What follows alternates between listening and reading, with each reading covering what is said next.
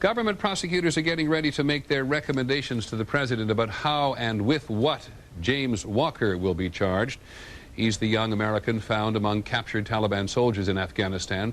Before he was taken into American custody, a very frail Mr. Walker talked to an American reporter. ABC's Pierre Thomas joins us from Washington tonight with some of the details on him and on charges. Pierre?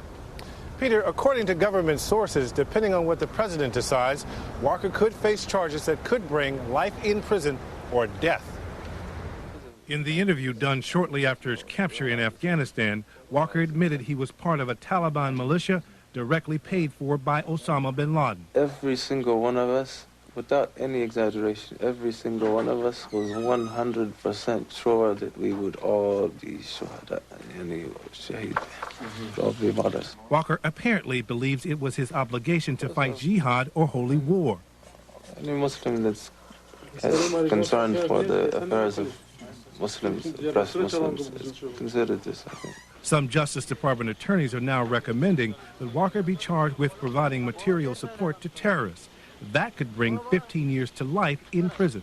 They have not completely ruled out the death penalty.